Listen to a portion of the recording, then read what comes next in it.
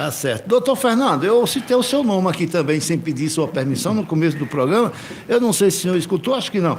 É o seguinte, tem um caba lá, um menino, um rapaz, entrou lá num local onde fica uma leoa, lá em João Pessoa, e a leoa pegou ele e matou, infelizmente, né? Aí eu botei o comentário aqui de Alexandre Garcia, jornalista Alexandre Garcia, e ele disse que o SUS fechou os hospitais psiquiátricos e que não estão dando assistência, cortando verba. Isso é verdade? Infelizmente, Roberto, existe o Aí seguinte... eu citei o nome do senhor aqui, porque o senhor disse uma vez aqui que o SUS estava falido. O SUS, existe uma grande dificuldade hoje no SUS, tá certo? Hoje o SUS funciona à base de emenda parlamentar, isso é um fato. Por quê? Porque é conveniente. Né? Eu sou político, coloco a base, coloco a emenda parlamentar para servir aos meus interesses, os interesses dos meus aliados, ou seja, para operar, infelizmente, os meus aliados. É isso que está acontecendo. Não estou falando de uma situação local nem específica, eu estou falando de um modo geral. É assim que tem acontecido. Hoje existe uma legislação que determina que 50% das emendas parlamentares têm que ser destinadas ao SUS e, na verdade, isso aí é para inglês ver, né? Isso aí, na verdade, é para servir os interesses políticos de manutenção de poder e de submissão do povo. Mas o que é que aconteceu com a questão psiquiátrica? Por questão ideológica, e aí não teve nada a ver com questão financeira nem econômica, por questão ideológica mesmo. Isso é uma visão ideológica. Se caracterizou os hospitais psiquiátricos como criminalizou-se, né? Como se criminaliza tudo aqui no Brasil hoje em dia. Se criminaliza, por exemplo, o agro, né? Que é o setor que mata a fome da população, dá emprego e gera renda. Mas se criminalizou os hospitais psiquiátricos.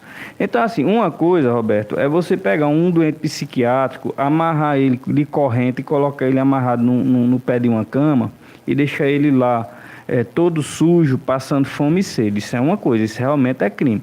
E outra coisa é você ter um leito psiquiátrico decente, adequado, para receber o paciente de forma segura e fazer o tratamento que o paciente necessita. Porque, veja bem, só sabe o que é um paciente em surto psicótico ou algum profissional de saúde que já teve contato ou algum familiar que tem alguém dentro de casa que de vez em quando surta.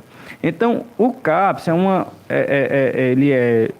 ele é importante, tá certo? E ele tem o seu papel, mas ele é para o doente ambulatorial. Existem realmente pacientes que entram em surto psicótico e que eles realmente necessitam ser internados. Por uma questão de, primeiro, que a família não aguenta, não tem quem cuide daquele paciente, porque ele não dorme, ele não para, tá? E segundo, para a própria segurança do paciente e das pessoas, né, que convivem, da sociedade. Então é preciso internar o paciente. Agora, internar não é amarrar o paciente no pé de uma cama com a corrente e deixar ele lá todo, desculpa a expressão, defecado, urinado, com fome e com sede. Isso aí é maus tratos. Então, assim, hospital psiquiátrico não é isso, Roberto. Hospital psiquiátrico não é isso. Isso aí é campo de concentração, que existe hoje, por exemplo, no país comunista da Coreia do Norte, né? Vários Agora é a campos de situação do concentração. paciente, né? Pronto. Agora, um hospital psiquiátrico existe no privado, né? E é caríssimo. Infelizmente, a população em geral não tem acesso para pagar um hospital psiquiátrico, uma clínica de internamento, né? Então, assim, o que aconteceu não foi uma questão financeira, não foi uma questão econômica do SUS, mas sim uma visão ideológica, tá? Uma visão ideológica dos partidos de esquerda que criminalizaram os hospitais psiquiátricos, e essa política, né, antimanicomial, ela trouxe um fechamento em massa dos leitos psiquiátricos, o que culminou praticamente na falta, né? Muito difícil hoje você conseguir um leito psiquiátrico pelo SUS. E isso gera o quê? Esse paciente psiquiátrico que pulou dentro da jaula de uma leoa, se ele tivesse internado, provavelmente isso não teria acontecido. Mas aí, se você for ver, aí você vai, porque ele tem não sei quantas passagens pela polícia, beleza, eu não estou, mas isso também tem relação com os surtos psicóticos dele. Atirando pedra na viatura da polícia. Por quê? Porque é um paciente psicótico. E se ele tivesse internado, provavelmente todas essas situações, inclusive as prisões dele, ele não era uma pessoa para estar preso, ele era uma pessoa para estar internada. Mas cadê o leito? Fecharam. Entendeu? Então é um cara que é taxado como criminoso, quando na verdade ele era um paciente que estava em surto. Estava tão provado que estava em surto que ele pulou dentro da jaula de um leão e morreu. Né? Então é esse tipo de coisa que a gente precisa ponderar e tem chamado bom senso. Tá? Então as ideologias, eu não estou aqui falando de ideologia de direita ou de esquerda, mas as ideologias elas costumam extremar os discursos e isso acaba tirando um pouco do bom senso do debate. Então a gente precisa ter bom senso. A gente não pode internar todo mundo, mas se aquele paciente precisa internar, como esse rapaz aí que pulou dentro da jaula do leão, ele precisa ser internado. E aí, para precisar ser internado, ele precisa ter um leito. E hoje a gente não tem leito. E já foram pedidos vários de internação e realmente não tinha leito como é que internava. Aqui, graças a Deus, Roberto, a gente conta com 10 leitos no Hospital Santa Maria, né? Mas aqui a gente vamos dizer assim, uma exceção. Por exemplo, o Cariri hoje não tem nenhum leito. O Cariri atende uma população, a gente lá tem uma população de 2,5 milhões de habitantes.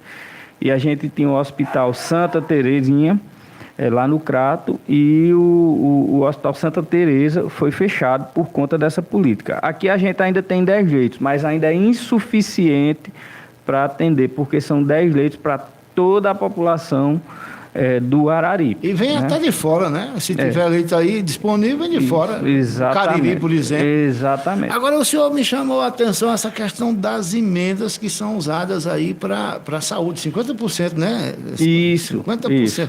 Mas aí eu entrevistei aqui um dia desse o deputado federal Fernando Filho, e ele, né, falando aí das obras, das conquistas, aí ele fez uma parada e disse, mas se liberar as emendas, ainda tem isso ainda, liberar. Ainda tem isso, porque é um jogo de interesse muito grande, Roberto. Infelizmente, eu já disse a você que eu gosto de política, mas da boa política. Essa política miúda, partidária, infelizmente eu tenho ganhado um ranço tão grande, Roberto, porque a gente que acorda todo dia, que trabalha, a gente que torce pelas coisas boas, né, do Brasil, a gente se decepciona com esse tipo de atitude. Né, das pessoas. Eu não vou falar de partidos. Os partidos são compostos por pessoas. Então, o que acontece hoje? O jogo de interesse é quem domina.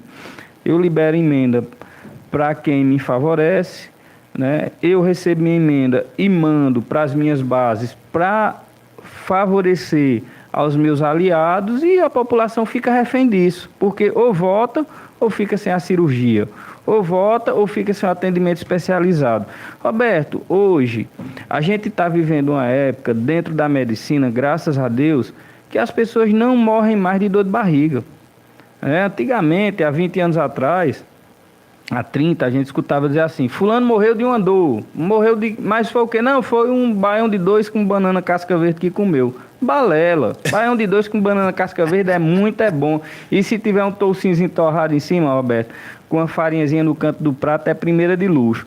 Morreu, não sabia nem do que morreu. Então, as pessoas não morrem mais de dor de barriga, não. As pessoas morrem hoje de câncer, de doença cardiovascular, e aí precisa de tratamento especializado, e isso custa caro. Custa caro. E aí, às vezes, a pessoa, para ter acesso, fica refém da política. Isso eu não estou falando de fulano, ciclano ou beltrano. Eu estou falando de uma situação generalizada. Isso ocorre de norte a sul e de leste a oeste nesse país. No Brasil todo. E aí, né, eu lembrei agora que também, durante a primeira parte do programa, o William Vac, que é o jornalista da CNN, ele comentando a questão lá da indicação do Messias para o STF, e citou o nome de Flávio Dino. Flávio Dino quer considerar as emendas impositivas como inconstitucionais. E aí o William Vac disse, vai ficar senadores e deputados, todo mundo com o pino na mão, vai voltar o que era antigamente. Exatamente. Pior, vai ficar todo mundo na mão do executivo. Pronto. Na verdade, isso é uma forma de oficializar a compra de voto dentro do Congresso, né? Porque aí se compra voto através de emenda. Infelizmente, é isso que está acontecendo, Roberto. Infelizmente. Para fechar, vamos falar só um pouquinho de saúde. Me responda aí, doutor Fernando, o senhor que entende. Bolsonaro corre risco de morrer naquela sala lá da Polícia Federal, com aquele problema dele de soluço? Roberto, aquele problema dele de soluço já vem de muito tempo, tá certo? Eu não vou citar eu vou citar o milagre, mas não vou citar o santo.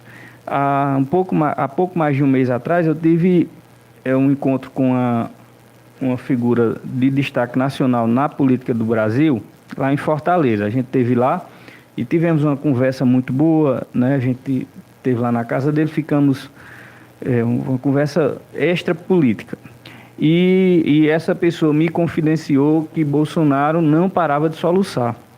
Mas isso é uma coisa que eu sou cirurgião, Roberto, e a gente faz isso todo dia, toda hora. De domingo a domingo. Eu trabalho de domingo a domingo. Eu sei disso. Por isso que eu disse que seu tempo é precioso. São 14 anos fazendo isso.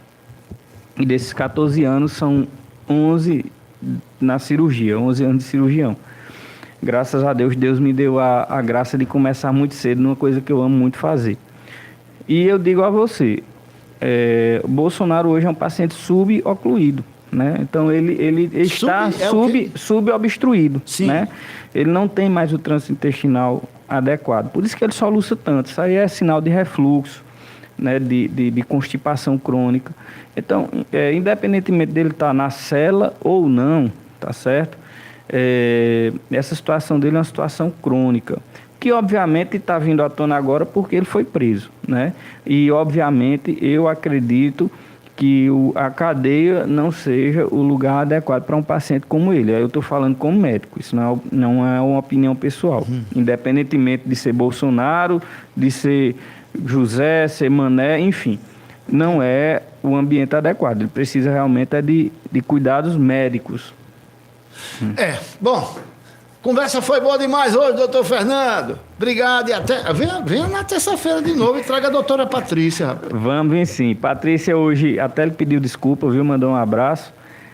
Você também tá com a camisa bonita, realmente, esqueci de comentar. É do meu filho, rapaz. Os caras estão tudo comentando aqui. Rapaz, a camisa de Roberto aqui, a bicha é encarnada com preto e branco. Eu vou dizer uma coisa, viu? Rapaz. É bonita, toda florada aqui com as caveiras por cima. Ô, caba da camisa diferente, viu?